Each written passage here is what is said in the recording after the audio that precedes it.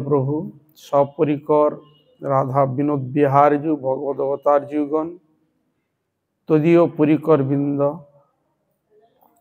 গঙ্গা যমুনা তুলসী মহারানী ভক্তি দেবী ভক্তি শাস্ত্র তথা অর্চামূর্তি সমূর চরণ কমলীয় ধমে ভক্তিপূর্ণ অনন্ত অনন্ত করে ষষ্ঠম ধন্যবাদ প্রণাম পূর্বক তাহাদের অহিত কৃপা আশীর্বাদ প্রার্থনা। পরম পূজনীয় বৈষ্ণববৃন্দ, উপস্থিত শ্রী শ্রী হরিকথা শ্রবণ পিপাসু ভক্তবৃন্দ, আমি সকলের চরণে অধমের যথাযোগ্য দণ্ডবৎ প্রণতি জ্ঞাপন পূর্বক আপনাদের অহৈত কৃপা আশীর্বাদ প্রার্থনা করি। আপনারা কৃপা করুন, আশীর্বাদ করুন, যেন নিত্যকাল হরিগুরু বৈষ্ণবের মহিমা গুণগান কীর্তন করে আমার নরাধম পাপিষ্ট জনকে যেন আমি ধন্য করতে পারি। হইয়াছেন হইবেন প্রভুর যত দাস সবার চরণ বন্ধ বন্দে হরিদাস। জয় শ্রী রাধে, জয় শ্রী রাধে, জয় শ্রী রাধে। অদ্য শ্রী শ্রী গৌড় বেদান্ত সমিতির প্রতিষ্ঠাতা নিয়ামক আচার্য কেশরী পরমারাধ্যতম জগৎগুরু নিত্যলীলা প্রবিষ্ট শ্রীশিল ভক্তি প্রজ্ঞান কেশব গোস্বামী পরম গুরুদেবের তদীয় শুভ আবির্ভাব তিথি পুষ্পাঞ্জলি শুভ বাসরে তাহার চরণে তাহার বাণীর পুষ্পাঞ্জলি শ্রবণরূপ পুষ্পাঞ্জলি তাহার চরণে নিবেদন করব।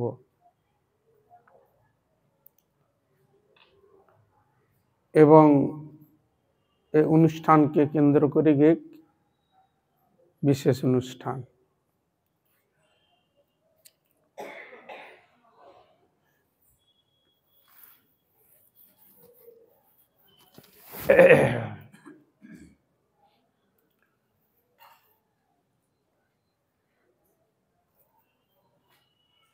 ছিল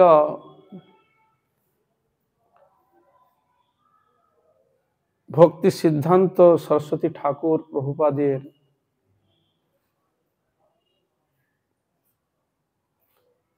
অন্তরঙ্গ প্রিয় পার্ষদ।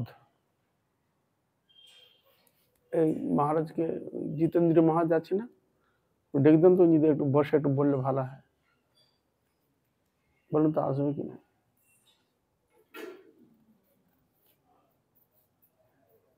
প্রিয় পার্ষদ ছিল ভক্তি সিদ্ধান্ত সরস্বতী ঠাকুরের অত্যন্ত অন্তরঙ্গ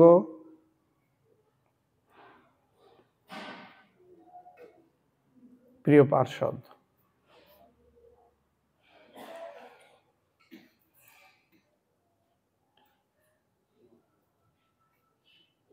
তাহার চরিত্র গাই হেন সাধ্য মোর নাই, কৃপা করি মম হৃদয়ে করায় উদয়।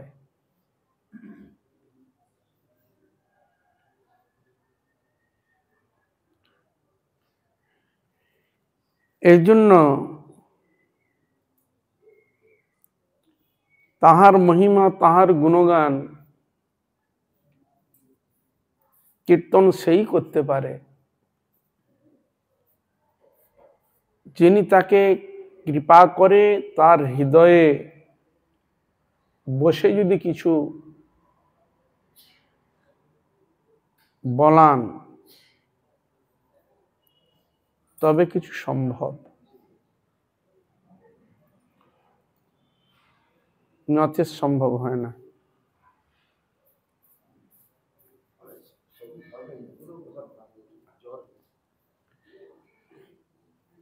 তাই শিল ভক্তি প্রজ্ঞান কেশব গোস্বামী ঠাকুর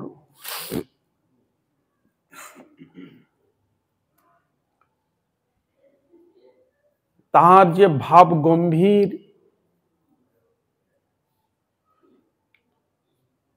গুরুগত প্রাণ, যার জীবন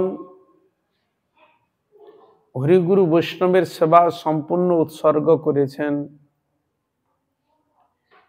এমন সমর্পিত আত্মা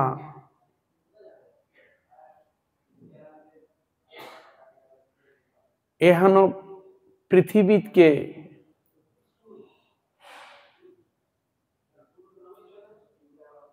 তিনি কিছু দিতে পারেন।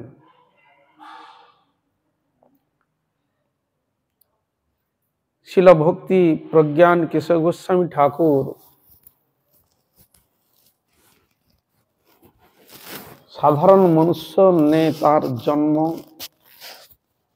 নহেন। ভগবান শ্রীকৃষ্ণের যেমন তার লীলাও প্রকাশ করেন, আবার এই জগতের লীলা প্রদর্শন করে জগৎ জীবের হৃদয়ে ভক্তি প্রদর্শন করে তৎপ্রতি অনুরাগ প্রদর্শন করে তিনি আবার স্বধামে প্রস্থান করেন। ঠিক সেইরূপ ভগবানের পার্ষদগণ ভগবানের ন্যায় আসেন এবং তার যা কিছু করণীয় ভগবত প্রেরিত হয়ে সবকিছু সমাধা করে দিয়ে আবার তিনি স্বধামে চলে যান।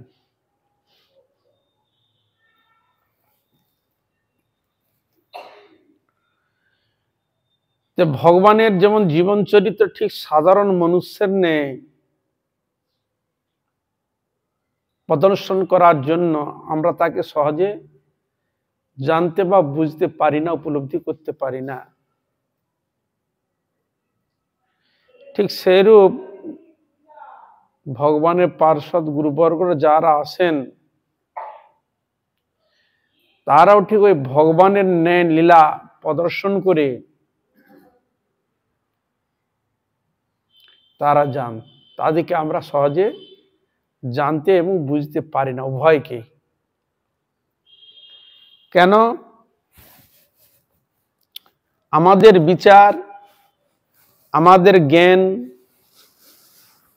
যা কিছু এই জগতের প্রাপ্ত, জড় জ্ঞান, জড় বিবেক, জড় বুদ্ধি, জড় বিচার,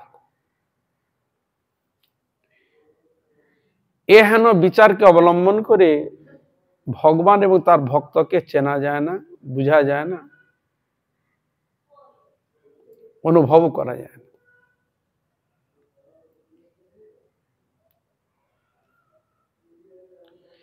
তার অনুভব কে করবে? যিনি গুরুগ্রত প্রাণ, গুরু সেবায় যিনি সম্পূর্ণ নিজেকে নিযুক্ত করেছেন, ভগবত সেবায় কায় মন বাক্যে সম্পূর্ণ সমর্পিত আত্মা, তার সেবায় সন্তুষ্ট হয়ে তিনি তখন তার নিজের স্বরূপকে তিনি তার সামনে তাকে দর্শন করান, দেখিয়ে দেন, বুঝিয়ে দেন, জানিয়ে দেন। আমরা এই জগতে যেগুলো উপদেশগুলো পাই, আমরা তাকে দেখি জড়ের মতো দেখতে। তিনি যেন আমার আত্মকল্যাণের জন্য ভগবত ভজনের কথা কিছু উপদেশ করছেন, সেবার কিছু সৌষ্ঠবকে জানাচ্ছেন, বুঝাচ্ছেন, এইটুকু আমরা দেখি। কিন্তু আমরা কি দেখি না? চর্মচক্ষে। শরীর খারাপ নাকি? জ্বর হয়েছে নাকি? কষ্ট হচ্ছে? এইখানে বসে, এই এখানে এখানে কিছু না না না, এখানটা এখানটা এখানে আসুন, সন্ন্যাসী লোক না, সন্ন্যাসী দাঁড়ান ওইখানটা। মহারাজকে একটু কিছু দাও, মহারাজ একটু বল, পরম গুরুদেবেরই তো আবির্ভাব দিতে। না তুই তো শুনছো, আমি বুঝতে পারছি। আপনি একটু বলুন, সময় তো আমাদের অল্প, একটু বলুন। এ করছি ওইটাকে একটু দে তো, এই যে এটা একটু মহারাজ একটু বলুন, শরীর খারাপ তো, যত একটু বড় একটু বলুন।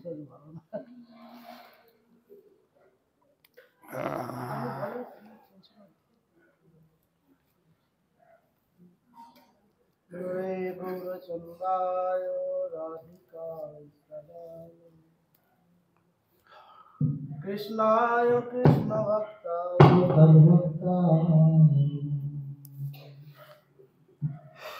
নমঃ বিষ্ণুপদায় কেশবপৃষ্ঠায় শ্রীমতে ভক্তিবেদান্ত পর্যটকস্বামী নমঃ বিষ্ণুপদায় গৌরপৃষ্ঠায় শ্রীমতে ভক্তিবেদান্ত স্বামী নমঃ বিষ্ণুপদায় আচার্য সিংহ শ্রীমতে ভক্তি প্রজ্ঞান কেশব নমঃ বিষ্ণুপদায় কৃষ্ণপৃষ্ঠায় শ্রীমতে ভক্তি সিদ্ধান্ত সরস্বতী বাঞ্ছাকল্পতরু শ্রী রূপানুগবর শ্রী শ্রী ভগবত অভিন্ন প্রকাশ বিগ্রহ শ্রী শ্রী ভগবত সম্বন্ধ জ্ঞান প্রদাতা তথা শ্রী ভগবত প্রেম ভক্তি প্রদাতা মধীশ্বরং বিষ্ণুপাদ অষ্টত্ব শত শ্রী শ্রীমদ ভক্তি বেদান্ত পর্যটক গোস্বামী গুরু মহারাজের অভয় শ্রী চরণ কমলে দণ্ডবত যাপন করে তাহার কৃপা আশীর্বাদ প্রার্থনা করি। তিনি কৃপা করুন নিত্যকাল যেন তাহার মহিমা শ্রী শ্রী বৈষ্ণব মহিমা শ্রী শ্রী ভগবত মহিমা কীর্তন করে এই মনুষ্য জীবনকে সফল করতে পারে। তৎপশ্চাৎ শ্রী শ্রী গৌরী বেদান্ত সমিতির প্রাক্তন আচার্য নিত্যলীলাং বিষ্ণুপাদ অষ্টত্ব শত শ্রী শ্রীমদ ভক্তি বেদান্ত বামন গোস্বামী মহারাজের শ্রী চরণ কমলে দণ্ডবত যাপন করে তাহার কৃপা আশীর্বাদ প্রার্থনা করি। তদনন্তর শ্রী শ্রী গৌরী বেদান্ত সমিতির প্রতিষ্ঠাতা নিয়ামক জগৎগুরু নিত্যলীলাং বিষ্ণুপাদ অষ্টত্ব শত শ্রী শ্রীমদ ভক্তি প্রজ্ঞান কেশব ঠাকুরের শ্রী চরণ কমলে দণ্ডবত যাপন তাহার কৃপা প্রার্থনা করি। সাপার্ষদ শ্রীলা ভক্তি সিদ্ধান্ত সহ শ্রী ঠাকুরের শ্রী চরণ কমলে দণ্ডবত যাপন করে তাহার কৃপা আশীর্বাদ প্রার্থনা করি। তৎপশ্চাৎ পরম পূজ্যপাদ ত্রিদণ্ডী স্বামী শ্রীমৎ ভক্তি বেদান্ত গোবস্তি নেমি মহারাজের শ্রী চরণ কমলে দণ্ডবত যাপন করে তাহার কৃপা প্রার্থনা করি। তৎপশ্চাৎ হরিকথা শ্রবণ পিপাসু সমস্ত ভক্তবৃন্দ মাতৃবৃন্দ ভাতৃবৃন্দ সকলের চরণে যথাযথ দণ্ডবত যাপন তাহাদের কৃপা প্রার্থনা করি। হরে কৃষ্ণ কৃষ্ণ কৃষ্ণ হরে হরে হরে রাম রাম রাম। জয় গুরুদেব।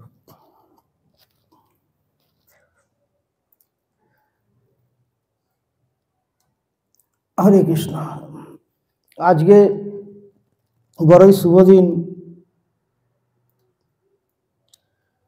বলছেন শুভ দিন কেন না, বৈষ্ণবের আবির্ভাব এবং তিরোভাব দুইটি আনন্দদায়ক। বৈষ্ণবের আবির্ভাবে যেরকম আমরা মহোৎসব আদি করে থাকি, তিরোভাবটিও ঠিক সেই প্রকার। কেননা এই জগতে ভগবত বিষয় নেই, বিষয় যেগুলো ওইগুলো বাদ দিয়ে দেখা যায় জগতের মানুষ অন্নপ্রাশন হোক অন্য অন্য উৎসব হোক খুব আনন্দের সহিত করে থাকে। আর কি করেন তাহারা না পশু হিংসা করে। কারোর হয়তো বার্থডে আসলো, সেখানে কত জীব হিংসা করে কত মানুষকে নিমন্ত্রণ করে খাওয়ালেন। কিন্তু বৈষ্ণবের আবির্ভাব তিরোভাব সেই প্রকার নয়। সেখানে স্বীকৃতির বিষয় আছে, পুণ্যের বিষয় আছে। সেখানে পাপের লেশ মাত্র নাই। কিন্তু জগতের মানুষ যেসব উৎসব করে থাকেন, হয়তো কারো বার্থডে আদি, বিবাহ আদি যাবতীয়, সেখানে সর্বদাই পাপ আর পাপ। এর জন্য বৈষ্ণবের আবির্ভাব যেই প্রকার, তিরোভাবও সেই প্রকার। আমাদের পরম গুরু মহারাজ তিনি প্রভুপাদের শিষ্যদের মধ্যে তিনি অতি উত্তম ছিলেন এবং বৈষ্ণব উত্তম, এবং প্রভুপাদের তিনি সমস্ত আদেশ নির্দেশ আদি এবং তার যাবতীয় যাহা কিছু সব তিনি যথাযথভাবে পালন করেছিলেন এবং প্রভুপাদের মতনই তাহাকে দেখতেছিলেন। পরম গুরু মহারাজ অভিন্ন বলা হতো, প্রভুপাদের সাথে একই প্রকার দেখতেছিলেন। আমাদের গুরু বৈষ্ণবের মুখ থেকে শোনা, গুরুদেবের মুখ থেকে শোনা, এই প্রভুপাদকে একসময় হত্যা করতে চেয়েছিলেন নবদ্বীপে বহু সম্প্রদায় ছিল, অপসম্প্রদায়, তারা প্রভুপাদের যে প্রতিষ্ঠা তাদের আর সহ্য হচ্ছিল না। তার এত খ্যাতি, তার এত নাম প্রভুপাদের দিনের পর দিন বাড়তেই রয়েছে, তা কিভাবে তাহাকে শেষ করা যায়, এই তাহারা ফন্দি আঁটলেন। এক সময় শোভাযাত্রা বেরিয়েছিলেন নবদ্বীপ ধামেতে, প্রভুপাদ তিনি ছিলেন মুখ্য রূপে। আর যখনই সেই নবদ্বীপ ধামে সেই যাত্রা প্রবেশ করে, প্রভুপাদের প্রতি তাহারা পাথর বর্ষণ করেন, নানান প্রকারভাবে পাথর বর্ষণ আদি করে। গরম জল উপর থেকে ফেলেছিলেন, ছাদের উপর থেকে পাথর মেরেছিলেন, আর সমস্ত ওই যে শোভাযাত্রায় যত ভক্তের সমাগম ছিল সব ছিন্ন ভিন্ন করে দিয়েছিলেন। এমত সময় আমাদের যে পরম গুরু মহারাজ ভক্তি প্রজ্ঞান কেশব গোস্বামী ঠাকুর, তিনি প্রভুপাদকে রক্ষা করেছিলেন। কিভাবে রক্ষা করেছিলেন? তখন তিনি ব্রহ্মচারী ছিলেন। গুরুদেবের এই হচ্ছে গুরু সেবা, নিজের জান দিয়ে তিনি প্রভুপাদকে রক্ষা করেছিলেন। তিনি প্রভুপাদকে সঙ্গে সঙ্গে তিনি কি করলেন, একটি গৃহস্থর ঘরের মধ্যে তিনি নিয়ে গেলেন। প্রভুপাদ নিয়ে যাওয়ার পর তিনি প্রভুপাদকে বললেন, তাহার গুরুদেবকে, যে আপনার পোশাকটি আমাকে দিয়ে দেন এবং আমার পোশাকটি আপনি পরেন, যেহেতু দুজনকে একই প্রকার দেখতে ছিলেন। এবং প্রভুপাদও তিনি মেনে নিলেন। প্রথম মানতে চাইছিলেন না, তখন বলেন, না, আমার কারণে তুমি কেন অসুবিধায় পড়বে? বলে, না, এটা আমার কর্তব্য, আপনাকে এমতো সময় বাঁচাতে হবে, আমাদেরকে রক্ষা করতে হবে। এইভাবে যখন গুরুদেবকে বললেন, প্রভুপাদ মেনে নিলেন। আরো বহু এখানে কথা আছে।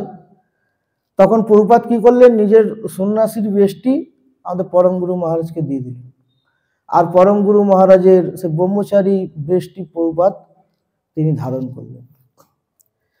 আর যেরকম পাগড়ি টাগড়ি পরম গুরু মহারাজ পরে থাকতেন, ওরকম ভাবেই প্রভুপাদকে সব করে দিলেন। আর প্রভুপাদকে সেই নবদ্বীপ ধামেতে সবার সামনেতেই প্রভুপাদকে তিনি অনেক বৈষ্ণবের দ্বারাতে প্রভুপাদকে সেখান থেকে মায়াপুরে পাঠিয়ে দিলেন নির্বিঘ্নে। আর পরবর্তী সময়ে এই পরম গুরু মহারাজ তিনি সন্ন্যাসীর বেশ ধরে আসলেন। ওই অত বড় সংকটের মধ্যে তিনি আসলেন। এর জন্য এই প্রভুপাদের বহু শিষ্য ছিলেন বটে, কিন্তু অন্যতম শিষ্যর মধ্যে বহু শিষ্যের মধ্যে অন্যতম শিষ্য ছিলেন আমাদের পরম গুরু মহারাজ। এনার বহু ভূমিকা, বহু মহিমা আমরা শ্রবণ করেছি গুরুদেবের মুখ থেকে, বৈষ্ণবের মুখ থেকে। এক সময় নবদ্বীপ ধামেতে গুরু মহারাজের একজন গুরুগণ ছিলেন, নবদ্বীপ মঠেতেই থাকতেন। তাহার নাম আমার তো সময় মনে আসছে না। তো গুরু মহারাজ তিনি যাচ্ছিলেন তার সাথে দেখা করতে, শরীর খারাপ হয়েছিল সেই গুরুগণের। তো কাকু পাচ্ছে না, আমাকে বলে তুই চ। আমি বললাম চলেন, কোথায় যাবেন? তো তিনি তার কাছে, সেই গুরুগণের কাছে গেলেন, ওই নবদ্বীপ মঠের মধ্যেই। সেখানে গিয়ে তার শরীরের বিষয়ে জিজ্ঞাসা করলেন, কিরকম আছেন না আছেন, হ্যানা তেনা। আমাদের গুরু মহারাজকে, গুরু মহারাজের সাথে, গুরু মহারাজের থেকে বয়সে অনেক বড়ও ছিলেন তিনি। তা গুরু মহারাজের কেউ খুব স্নেহ করতেন, আর গুরু মহারাজ তাকে খুব সম্মান করতেন। দেখলাম দুজনের মধ্যে খুব প্রীতি ছিল, প্রীতি ভালোবাসা আদি ছিল। তা গুরু মহারাজকে কিছু সেবা দিলেন, গুরু মহারাজ সেবা করছিলেন। আর সেই সময় গুরু মহারাজ কি বিষয়ে একটু ব্যস্ত হয়ে পড়লেন, হ্যাঁ, অন্য কোনো বিষয়, হয়তো কোনো লোকের সাথে কথা বলছিলেন। আর সেই সময় সেই আমাদের যিনি গুরু মহারাজের বোন ছিলেন, গুরুগণ, তিনি আমাকে বলতে থাকলেন এই পরম গুরু মহারাজের মহিমা। একটু তার মুখে শ্রবণ করেছিলাম। চৈতন্য চরিতামৃতের মধ্যে আছে বৈষ্ণবের যে 26টি গুণ: কৃপালু, অকৃতদ্রোহ, সত্রসার সম, নির্দোষ, বদান্য মৃদু, সূচি অকিঞ্চন। তিনি পরম গুরু মহারাজ, তিনি কতটা এই 26টি গুণই তার মধ্যে দেখা দিত। সেই আমাদের গুরু মহারাজের গুরুগণ বলছিলেন এক সময় এই নবদ্বীপে বহু অত্যাচার ছিল, বৈষ্ণবদের তারা দেখতে পেতেন না। মহাপ্রভুর আমল থেকে এটা চলে আসছিল, এখনো দেখা যায়। আর বেদান্ত সমিতি যখন পরম গুরু মহারাজ প্রতিষ্ঠিত করলেন নবদ্বীপ ধামেতে, আশাবাসীর লোক যারা ছিলেন তাহারা প্রায় বিঘ্ন করতেন। জোরে জোরে কীর্তন করা যাবে না, নৃত্য করা যাবে না, ঘন্টা বাজানো যাবে না, এইসব নিয়ে সর্বদাই তারা পেছনে লেগে থাকতেন।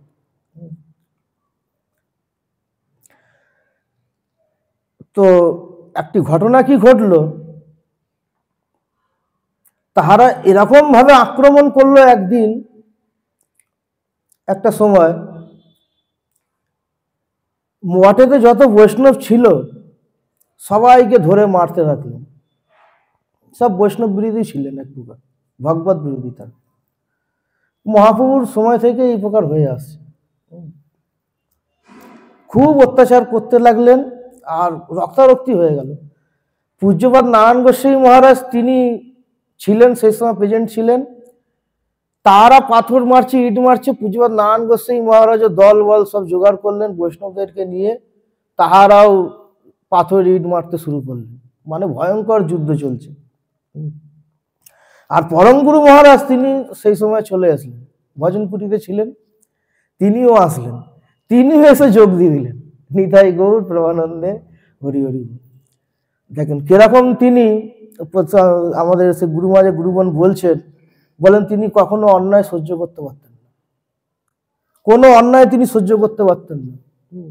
এতদিন যাবৎ তিনি সব সহ্য করছিলেন, কিন্তু এবার তিনি সেই সহ্যর বাঁধ ভেঙে গেছে, আর সহ্য করতে পারলেন না। পরম গুরু মহারাজও যোগ দিলেন, সেই ইট পাথর তিনিও ছুটতে আরম্ভ করলেন। আর সেই সময় মঠের একজন বৈষ্ণব, তিনি এই প্রকার অবস্থা দেখে, পরিস্থিতি দেখে, পিছনের রাস্তা থেকে, আগেকার দিনে তো এত ফোন টোন ছিল না, পিছনের রাস্তা থেকে পুলিশকে খবর দিলেন, থানায় খবর দিলেন, থানার পুলিশরা আসলেন। আর সেই সময় পুলিশকে দেখে তাহারা সব দৌড়ে দৌড়ে পালিয়ে গেলেন সেসব ব্যক্তিরা। আর পরম গুরু মহারাজকে বললেন, এ কি অবস্থা, আপনাদের সব রক্তারক্তি অবস্থায় দেখছি। বলেন কি করবে, সব কালের প্রভাব এগুলো। হ্যাঁ, দেখছেন তো সাধুরা তার কাদের সঙ্গ থাকেন না, তারা নিজেদের কর্ম নিয়ে থাকে, এই ভগবানের সেবা পূজা নাম সংকীর্তন আদি নিয়ে থাকে, তথাপি তারা সহ্য করতে পারে না। তাই এরকম স্থিতি আজকে হয়ে গেল হঠাৎ। অজানা, কারোরই জানা ছিল না। বলে সাধুদের প্রতি, সেই ইন্সপেক্টর বলছে সাধুদের প্রতি এরকম অত্যাচার। আমাদের পরম গুরু মহারাজকে দেখেই পুলিশরা তারা বুঝতে পারলেন ইনি নির্দোষ। বৈষ্ণবদের দেখলেই বোঝা যায় তারা দোষী নয়। 26টি লক্ষণের মধ্যে একটি লক্ষণ নির্দোষ, বদান্যমিতি শুচিও কিঞ্চন। পুলিশরা দেখেই পরম গুরু মহারাজকে জানতে পারলেন ইনি নির্দোষ। দেখবেন মানুষের মুখে যে যেরকম কর্ম করে একটি ছাপ পড়ে যায়। হ্যাঁ, চোরকে দেখলেই, তার মুখের আকৃতি দেখলেই, তার ভাব দেখলেই বোঝা যায় চোর, যে যেরকম কর্ম করে। সাধু ব্যক্তিদেরকেও দেখলে বোঝা যায় ইনি সাধু কি অসাধু। সেরকম যিনি দোষী ব্যক্তি তাদের দেখলে বোঝা যায় ইনি দোষী, যিনি নির্দোষ তাকে দেখলে বোঝা যায় ইনি নির্দোষ। তা পরম গুরু মহারাজ মধ্যে যে 26টি লক্ষণ বৈষ্ণবের, ওই রকম একটি লক্ষণ দেখা দিল, তিনি নির্দোষ। বলেন আপনাদের তো দেখে মনে হচ্ছে আপনারা সব নির্দোষ, আপনাদের কোনো দোষ নেই। পরম গুরু মহারাজকে আপনি খালি একটি সই করে দেন এই কাগজে, এদেরকে আমি সব জেলে পুরবো আর জেলও খাটাবো। পরম গুরু মহারাজকে বললেন যারা যারা এই মঠের ওপর আক্রমণ করেছিলেন, আপনি খালি একটি সই করে দেন, সবাইকে আমি জেল খাটাবো। সেই অফিসারটি বললেন। পরম গুরু মহারাজ বললেন দেখো এটা একটা ঘটনা ঘটে গেছে, হ্যাঁ, এর জন্য হতেই পারে এরকম ঘটনা, তারা তো আমাদেরই প্রতিবেশী, হ্যাঁ, হয়তো আমাদেরও কোনো ভুল ছিল, হয়তো তাদেরও কোনো ভুল আছে, এরকমভাবে একটি ঘটনা ঘটে গেছে, তাই এখানেই সেই ঘটনাটি সমাপ্ত হোক, আমি এটাই চাই, হ্যাঁ, আমি সই করব না। বলছেন দেখেন আপনি সই করেন, এদের অত্যাচার আজকেই আমি শেষ করে দেবো, দ্বিতীয়বার এরা আর কোনোদিন মঠের দিকে তাকাবে না। পরম গুরু মহারাজ বললেন না, আমি এটা চাই না। হ্যাঁ, আপনারা আপনি একটু হাতে হাতে সব প্রসাদ দিলেন, বলেন আপনারা আসেন, হ্যাঁ, হয়তো আমাদের মঠ থেকে কেউ আপনাদের ডেকেছে, কিন্তু আমার এটা অনুমতি ছিল না। যাই হোক, তারা পুলিশগুলো বললেন সাধু আজকে দেখলাম, সেই অফিসারগুলো বললেন আজকে সাধুর কথা শ্রবণ করেছিলাম, কিন্তু আজ সাক্ষাৎ চোখে দর্শন করলাম যে তাদের মধ্যে এত সহনশীলতা, এত মানে সহনশীলতা দেখা যায় না। আপনাদের রক্তারক্তি করে দিল, হ্যাঁ, আপনাদের প্রাণ নিতে চাইলো, তাদেরকে আপনি অনায়াসে ছেড়ে দিতে চাইছেন। তাই এই বলে তাহারা চলে গেলেন। এটা আমি ওই পরম গুরু মহারাজের এক শিষ্যা ছিলেন, আমাদের গুরু ভাই, আমাদের গুরুদেবের গুরুবন, তার মুখ থেকে এই কথাটি শ্রবণ করেছিল। তা প্রথমত যদি আমি যে কথাটি বললাম, আবির্ভাব তিরোভাব কয় মাত্র বেদ। ভগবানের যেই প্রকার আবির্ভাব তিরোভাব, গুরু বৈষ্ণবেরও ঠিক সেই প্রকার আবির্ভাব তিরোভাব। তারা এই জগতে আসেন, এসে যাবতীয় ভগবানের ইচ্ছাতেই কর্ম করে, আবার যখন তাহাদের যেতে মন করেন ঠিক সেই সময় তারা আবার চলে যান। যেরকম ভগবান শ্রী রামচন্দ্র, ভগবান শ্রীকৃষ্ণ আদি আদি আদি যাহারা অবতার, তাহারাও নিজ ইচ্ছায় আসেন, আবার নিজ ইচ্ছায় চলে যান। বৈষ্ণবগণও ঠিক সেই প্রকার, এই জগতে আসেন, আবার নিজ ইচ্ছা মতোই তাহারা প্রস্থান করেন। আমরা ভাবি যে এই সময়টা আরো একটু থাকতে পারত, হ্যাঁ, আরো জগতের মঙ্গল হতো, আরো জগতের কল্যাণ হতো, কিন্তু তাহাদের ইচ্ছাকে কেউ অবরোধ করতে পারবে না। হ্যাঁ, এরকম বহু ঘটনা আমরা সাক্ষাৎ দর্শনও করেছি, আমাদের গুরু মহারাজের ক্ষেত্রতেও আমরা এসব দর্শন করেছি। তারা যখন মনে করবে যে যাব, আর কেউ আটকাতে পারবে না, যাবেই। এর জন্য বৈষ্ণবের কখনো আবির্ভাবও নয় আর তিরোভাবও নেই। আবির্ভাব তিরোভাব কহে মাত্র বেদ। হ্যাঁ, তারা নিজে ইচ্ছাতে আসে, আবার ভগবানের ইচ্ছাতে তারা কর্ম আদি করে, আবার নিজ ইচ্ছা তারা এই জগৎ থেকে প্রস্থান করে।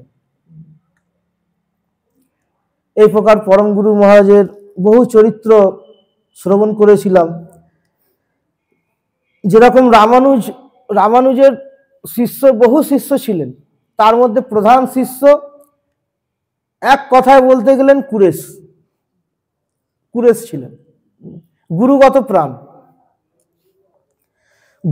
গুরুদেবকে রক্ষা করবার জন্য তিনি নিজের চোখ হারিয়ে দিলেন। জানেন, আমি ওই সভায় গেলে রামানুজ আচার্যকে ডেকেছিলেন, আরো সম্প্রদায়ে যারা সব ছিলেন, অন্যান্য ভক্তি বিরোধী আদি, তাহারা ডেকেছিলেন রামানুজকে এক প্রকার ওই হত্যা করবার জন্য। একটি সভা করেছিলেন। সেখানে কুরেশ জানতে পারলেন যে তাহারা এরকম ভাবে ফোন দিয়ে এঁটেছে। তখন গুরুদেবের কাছে গিয়ে প্রার্থনা জানালেন, হ্যাঁ, আপনাকে যেতে হবে না, আপনি আপনার শিষ্যদের মধ্যে কাউকে একজনকে আদেশ করেন, আপনার তো বয়সও হয়ে গেছে, আপনাকে যেতে হবে না, আর এত দূর রাস্তা আপনি যাবেন আসবেন। তখন রামানুজ আচার্য মানতে চাইলেন না, বলে না, আমাকে যখন তারা নিমন্ত্রণ করেছে আমিই যাব, সেই সভায় যোগদান করবো। এখন সেখানে বিরাট সভা। এখন সেই সভাটি কি হয়েছিল না, শিব বড় না বিষ্ণু বড়, তা সেখানে ভগবানের প্রতিষ্ঠা আমাকে স্থাপন করতে হবে। এখন শিব তো ভগবান নয়, শৈবরা বলছে শিব বড় আর বৈষ্ণবরা বলছেন বিষ্ণু বড়, এই নিয়ে সেই সভা চলবে, সেখানে গিয়ে আমাকে প্রতিষ্ঠিত করতে হবে। তো রামানুজ আচার্যকে বললেন, যে সমস্ত শিষ্যরা বললেন যে আপনাকে যেতে হবে না, আপনার একটি যোগ্য শিষ্যকে পাঠান। তখন কুরেশ বললেন, আমি যাব। সবাই জানে ওখানে যে যাবে তাকে ছল বলে কৌশলে তাকে মারবে। তারা তো বৈষ্ণবের বিচার কখনো মেনে নেবে না, বৈষ্ণব সিদ্ধান্ত কখনো মানবেন না, তাহারা ওই তর্ক আদি করবে আর শেষে তার প্রাণ নেবে। তো কুরেশ গেলেন, রামানুজ আচার্য তাহাকে আশীর্বাদ দিলেন এবং জয়ী হও তুমি বলে তাকে আদেশও দিলেন। সেই কুরেশ গেলেন, কুরেশ গিয়ে সেখানে সেই সভায় গেলেন, গিয়ে তাদেরকে পরাস্ত করে দিল। শাস্ত্র যুক্তির দ্বারা বিষ্ণুকে প্রতিষ্ঠিত করলেন, না কৃষ্ণ উপাসনা, বিষ্ণু উপাসনা, রাম উপাসনাই শ্রেষ্ঠ। কেন? তিনি ভগবত তত্ত্ব, আর শিব হচ্ছে ভক্ত তত্ত্ব, সেবক তত্ত্ব, আর সেব্য তত্ত্ব বিষ্ণু। এইভাবে সমস্ত কিছু নির্ণয় করলেন শাস্ত্র যুক্তির দ্বারা, কিন্তু তারা মেনে নিলেন না।